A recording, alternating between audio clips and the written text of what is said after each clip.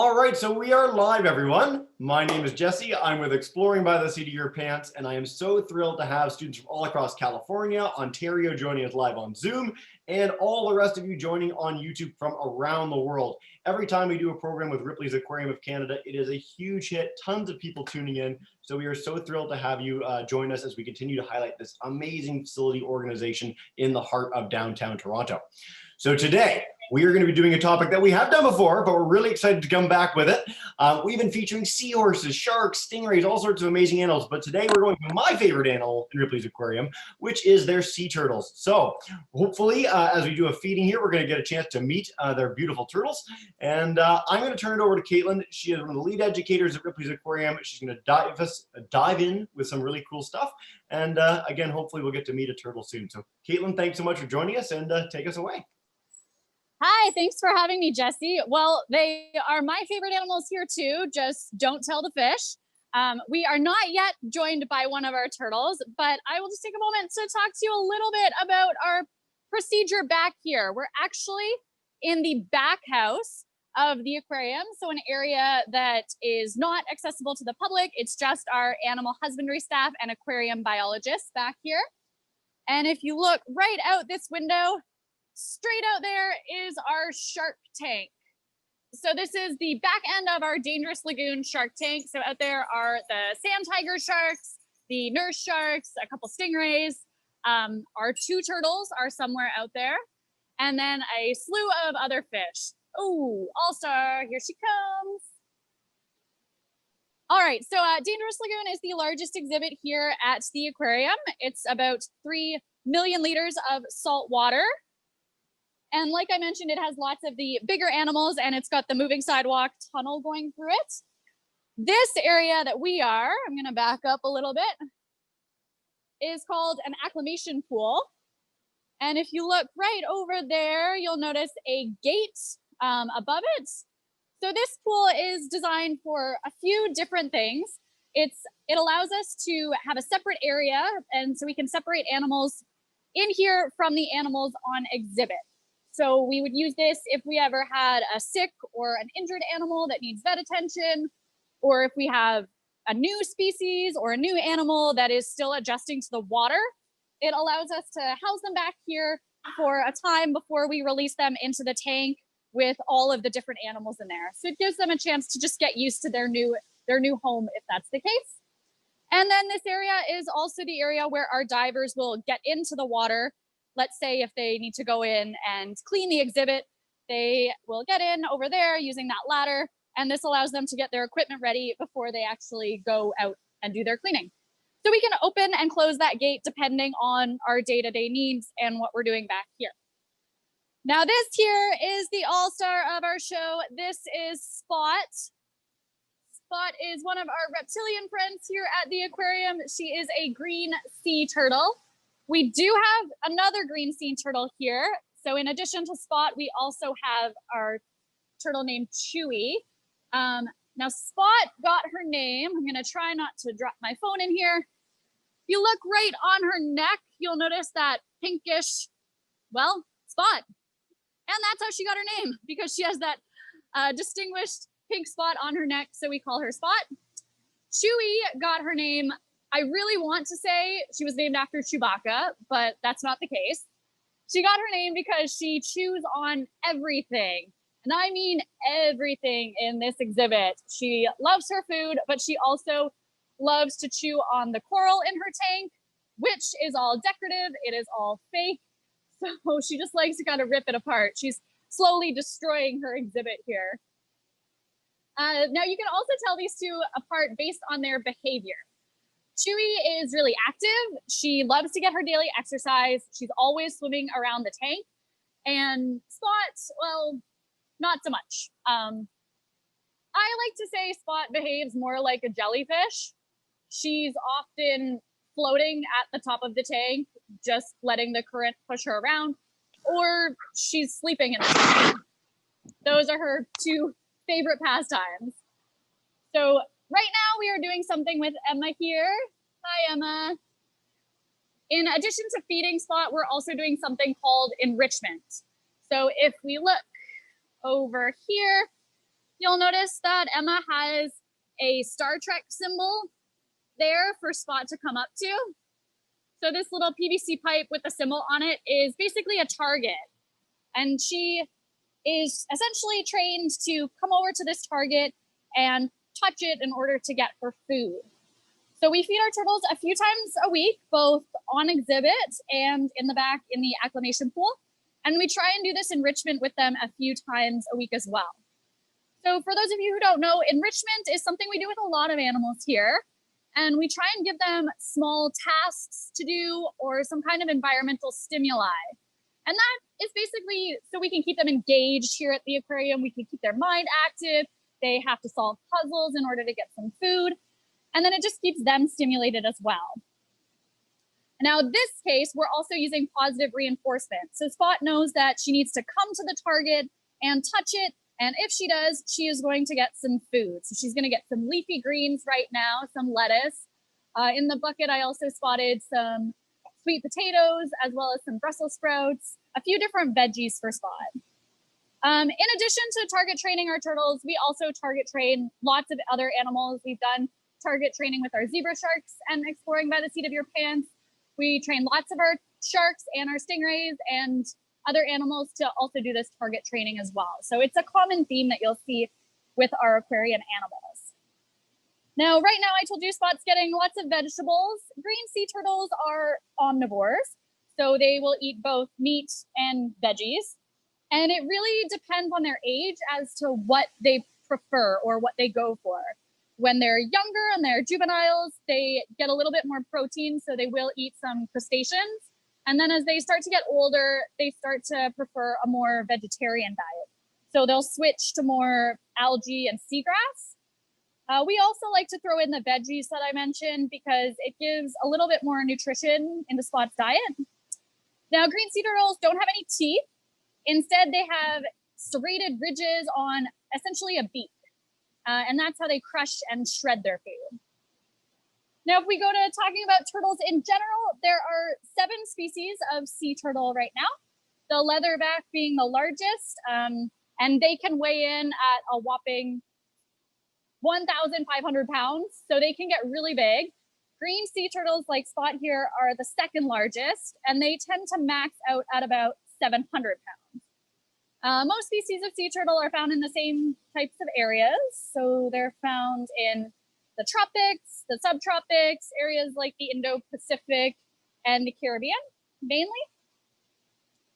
My favorite facts about green sea turtles, and mainly sea turtles in general, is that they ingest a lot of salt because they live in salt water. So whether they're trying to eat something like that, like this lettuce now, and they accidentally swallow some salt, or they get it from their diet because crustaceans are very salty, they do end up with a lot of salt in their body. And in order to get rid of that salt, they have special ducts near their eyes that allow them to produce very concentrated, really salty tears in order to excrete some of that salt that they would get in their diet. Now, most people think green sea turtles get their name from their shell, the coloration of their shell, but it's actually from the coloration of their fat. Now, Spot, if you look right at her back flippers, you can see her fat is a little pinky. It gets more green as they age. And as I mentioned, when they're adults, they tend to eat more seagrass and algae. And it's that diet that starts to turn their fat green. And that's how they get their name of being a green sea turtle. So Spot's is a little pink right now. Spot is fairly young. She's only 20 years, about 20, 25 years right now, in her mid-20s. And green sea turtles can live to be upwards of 80. So she's still fairly young for a turtle. She's got a lot of life still left in her, lots of stuff to do. Now, green sea turtles and other species of turtles, as you may be aware, exhibit something called natal homing. And what that means is they return to the same place that they were born in order to spawn themselves. Scientists are still trying to figure out what exactly allows them to find their home afterwards, after they've ventured out on their own, because sea turtles will migrate miles, thousands of miles away from their home. They have very, very long migratory routes. And in order to find their way back after they've been out in the ocean, it's very hard. Right now, scientists think that it's due to a few different things, either the electromagnetic poles in the earth, or more likely some chemical cues in the water of their home environment. So basically, their home environment has a very specific smell to it, and the turtles try to go back to that exact same smell when they're getting ready to breed. Now, males will try and return to their native environments every year in order to breed, whereas females usually go back every 2 to 3 years once they're adults. And that's when they're gonna breed. So once they mate, the female will actually climb onto the beach of her home environment in order to build a nest. So she'll basically use her back flippers to sort of dig out a little nest for her backside, and then she'll lay fertilized eggs within that nest. I'm gonna try and keep my phone as steady as possible while Spot's swimming around. Females usually lay about 100 eggs at a time in their nest, and then after they've laid those eggs, the females take off and leave them to develop and hatch on their own. So juvenile hatchlings are on their own right from day one. It usually takes them about 2 months to develop and hatch. And one of the awesome things about this is that it's actually the external temperature. So the outside temperature determines the gender of the sea turtle hatchlings. If it's usually above 30-ish degrees, that means that the turtle hatchlings are going to be female. And if it's colder than that, then they're male. So I think that's just an awesome, awesome fact about sea turtles. So, so unique. And then once these turtles have hatched out of their eggs, then they're faced with an enormous task for a young turtle. They have to make it to the ocean essentially without being eaten. And right from the get-go, it's kind of a life or death situation. There are lots of animals in the way of reaching the ocean. A lot of birds and a lot of crabs and crustaceans will try and eat the turtle hatchlings. So it really is a big feat for them to make it to the ocean. Lots of turtles unfortunately die in that process. Some even get turned around and start going in the wrong direction. And then they end up more inland. And that's also very detrimental to our poor young turtle friends. Out of those 100 eggs that the female lays, it's estimated that usually only one of them will actually survive to adulthood, so to maturity, in order to reproduce again. And once they reach the ocean, those turtle hatchlings, there's actually not a lot of information known about what they do when they get out there.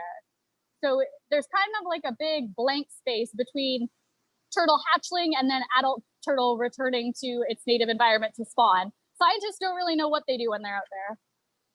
Try and shift spots over here. So that's a big gap that needs to be filled in by scientists, is trying to figure out where these turtles go and what they do with their time when they're little young ones, when they're juveniles. Hello, Spot. One other cool thing about our turtles is that they can hold their breath for a really long time. So they do breathe air. And when they're expending lots of energy, so let's say they're diving or they're eating or hunting, they tend to surface more often. But when they are sleeping or resting, they slow their metabolism and they require less oxygen. So it's during these times where they're sleeping that they can stay underwater for hours on end. And they usually like to try and stay hidden while they're sleeping, as any animal would. They don't want to be vulnerable to predators while they're sound asleep. Our turtles here have very specific areas that they like to sleep in. Spot here really likes to sleep in a dark cave area that we have in our Dangerous Lagoon exhibit.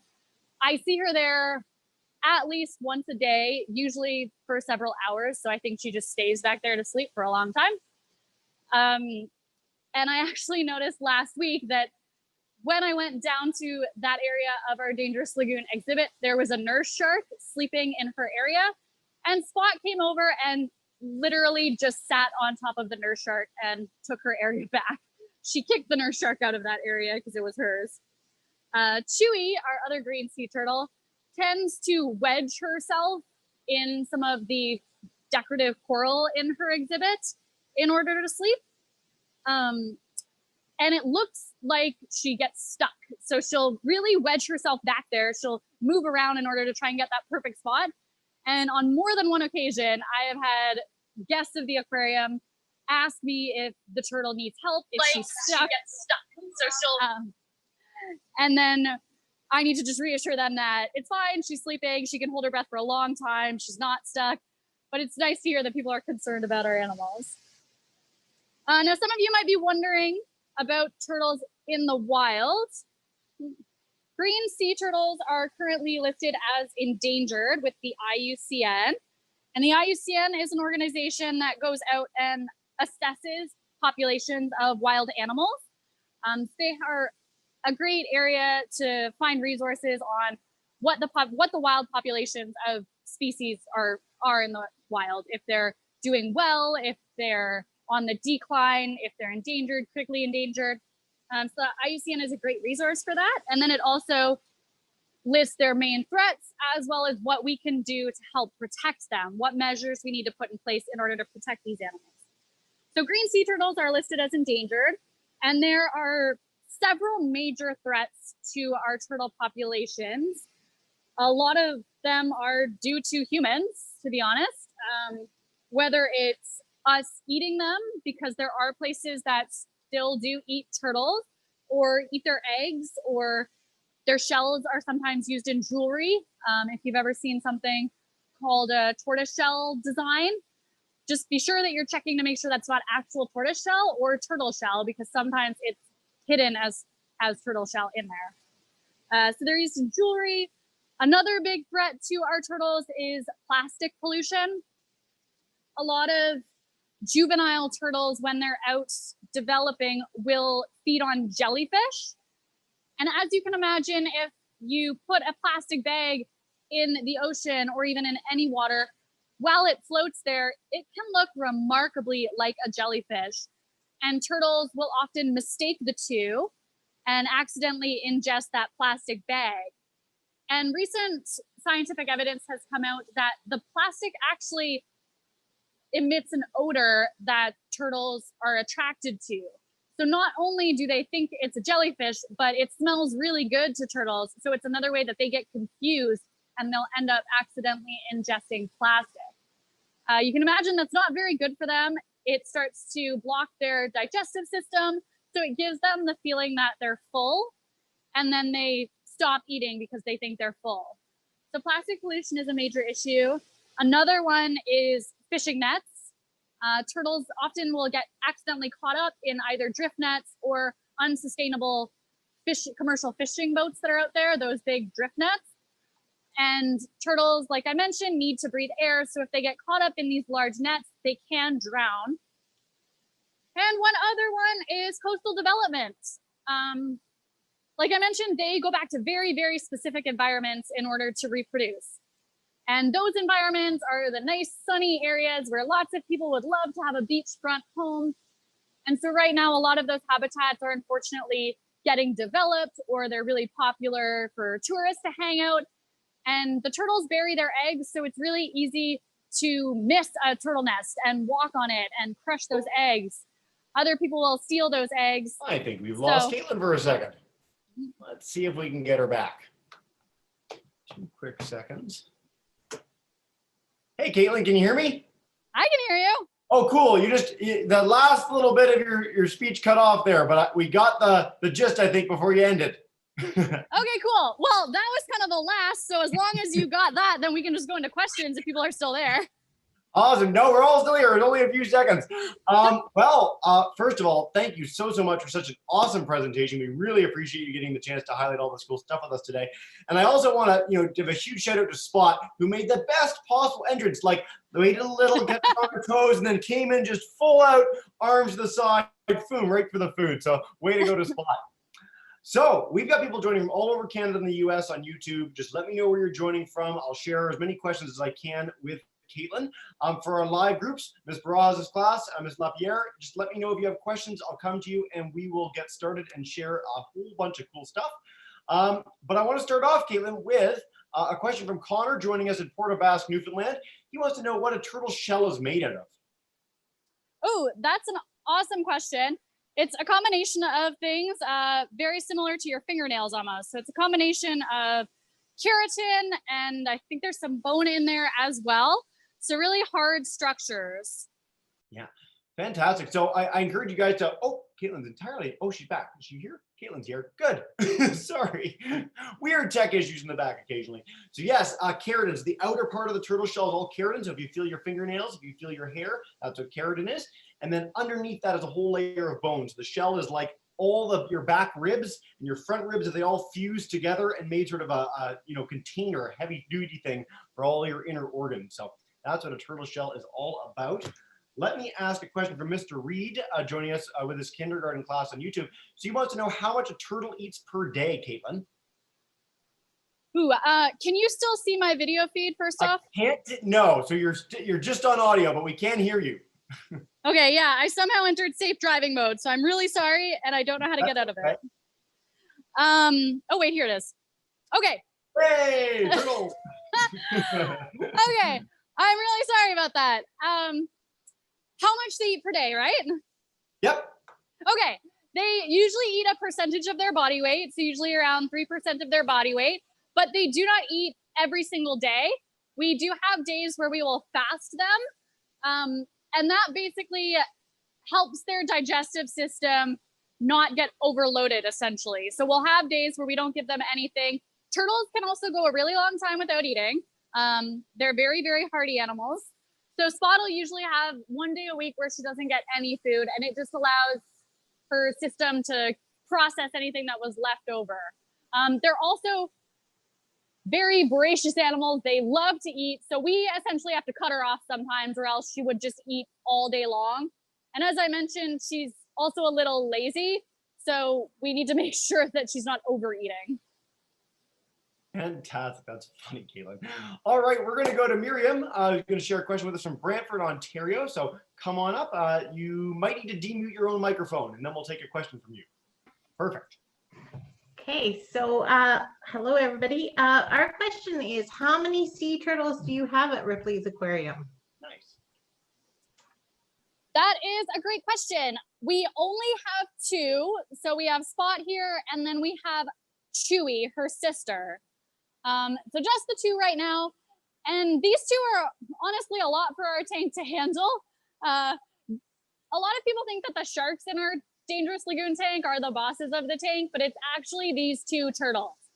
So they like to boss around the other animals, whether it be sleeping on the nurse sharks, like I mentioned, slapping a sand tiger shark in the face with their flipper. They basically keep everyone in line. So honestly, we don't want another turtle because they're a lot of maintenance themselves. They're high maintenance animals. Awesome. Fantastic, guys. Ms. Barojas, I'm going to come to you in just 1 second. For Ms. Barojas' students too, just let me know in the chat bar on Zoom if you have a question. I can come to you that way. But I have to share this question because I love the phrasing of it from Emma on YouTube. So she wants to know, what is a turtle's pace? Because people say turtles go slow, but how slow?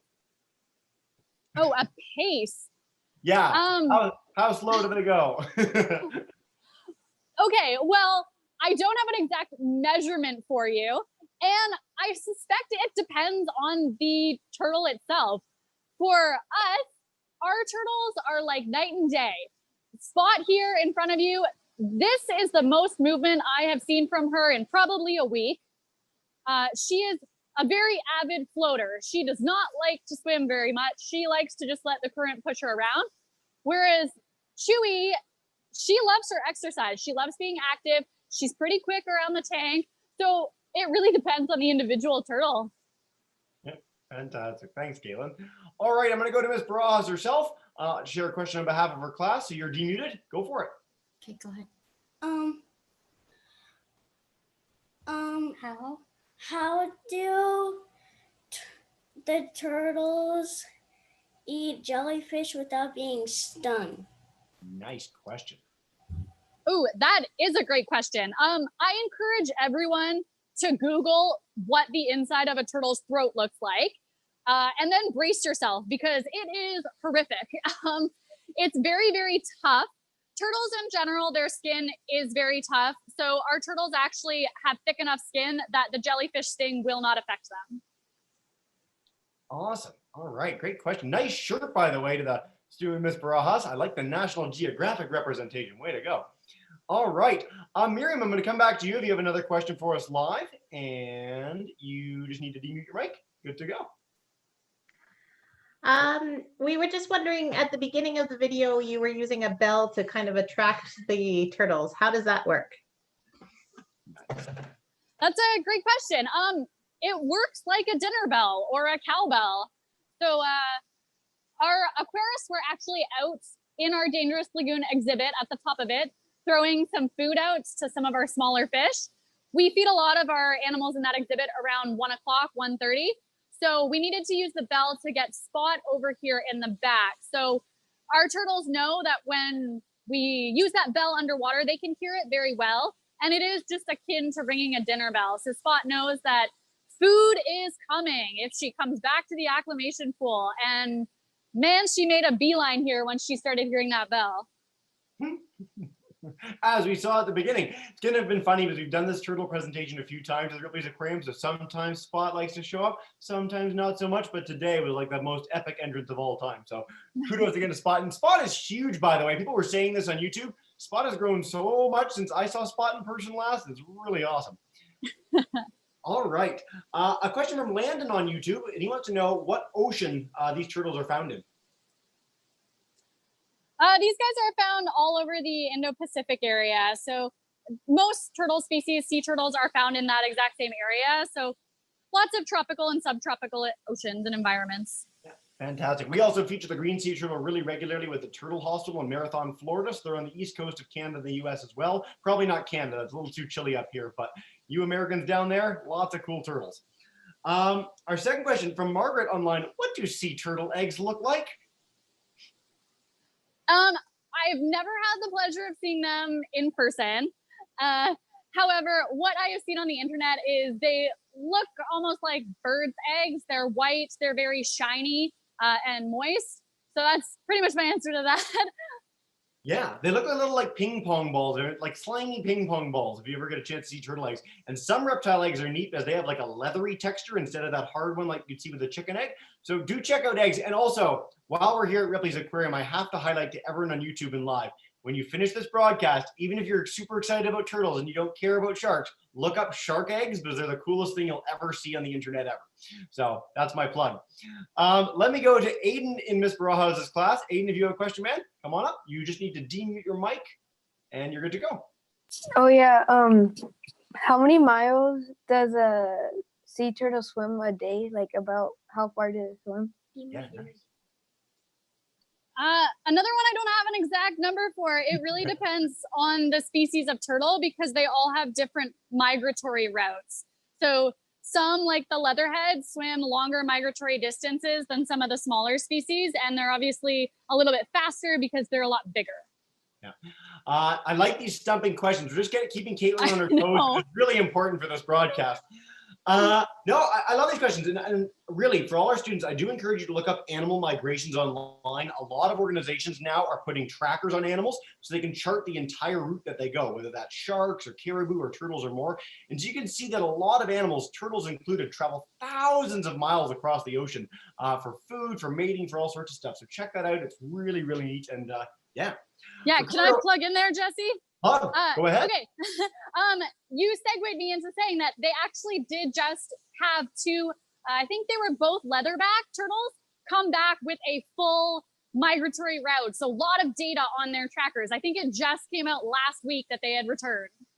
That's super cool. Well, there you go. Leatherback turtles online. And yeah, you also broke YouTube by saying that they weigh up to 1,500 pounds, which is basically like all the students in your classes put together. So think about that for one turtle, which is pretty awesome. Before I come to Ricardo, I want to take another question from YouTube. Elise wants to know, how much time do the turtles spend on land when they come to lay their eggs? It kind of depends on how long it takes them to lay their eggs, and all female turtles are different.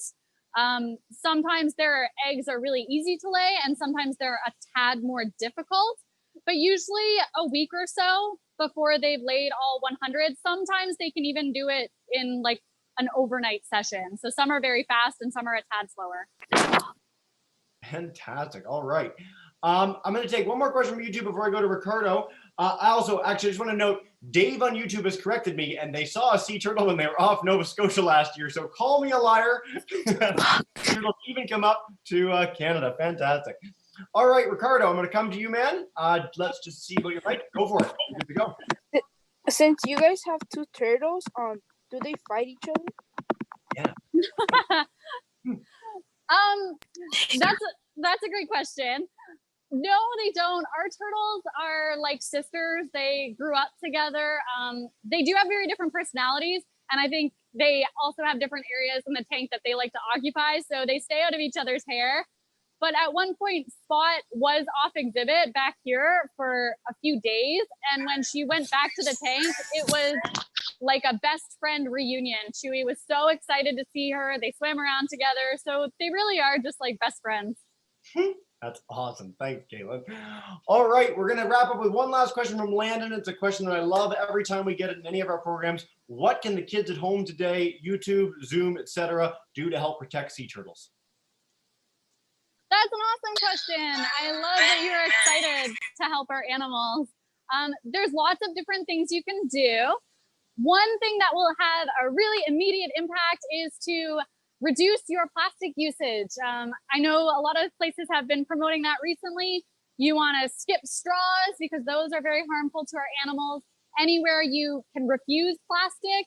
So if you don't need plastic cutlery, if you don't need like straws or bags or anything like that, limiting the amount of plastic in the ocean is one great step. And then the other one that I'm going to mention today is eat sustainably caught seafood. I do not mind if you eat seafood. I myself eat seafood, even though I work here. But as long as you know where your seafood is coming from and how it was caught, and you know that the methods that it was caught with are not harming the ocean or the animal inhabitants, then you know that they're very sustainable and you can just go ahead and rest easy with your sustainable seafood choices. Nice. And Caitlin, if I'm not mistaken, there's a bunch of organizations that really help promote and showcase sustainable seafood around the world. Could you highlight a couple of those that people might be able to find on apps or online? Of course I can. We at the Toronto Aquarium work with an organization from Vancouver called Ocean Wise. So that's one that also has very good freshwater recommendations as well as marine recommendations. There's also one based out of the Monterey Bay Aquarium called Sea Choice.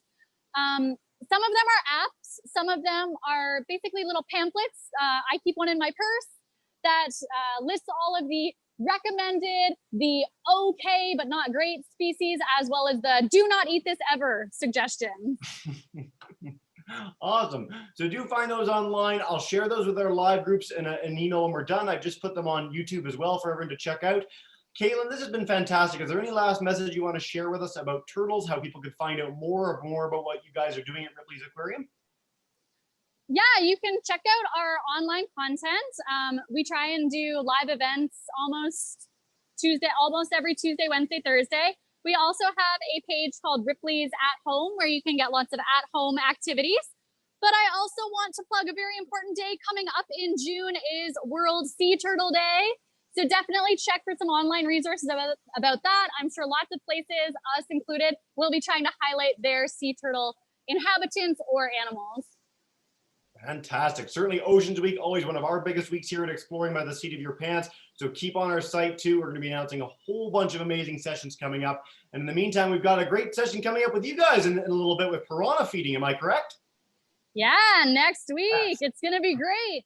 Have we done piranha feeding before? Maybe like once way back when or something? I don't know. I don't know. I'm hoping that they don't eat things too fast. Otherwise, you'll be stuck just listening to me talk. Fantastic. Well, stay tuned for piranhas and or Caitlin, maybe a mix of both. Caitlin, this has been fantastic. Thank you so much as always. And what we do at the end of every session, I'm going to demute everyone's microphones. And so boys and girls, Ms. Piranha's class, Miriam, if you guys could join me in saying a huge thank you to Caitlin for joining us today. You should all be demuted. Go for it. Thank you. Thank you very much. You're welcome. A big thank you to Spot too for showing up. Yeah, Spot rocks. We love Spot. All right, for everyone checking on piranha feeding, check our site for more details on that, how you can tune in, watch live. We'd really appreciate you guys being there. Caitlin, thanks again, and huge thanks to Spot, Emma, and the whole team there for a great presentation. Thanks, Jesse.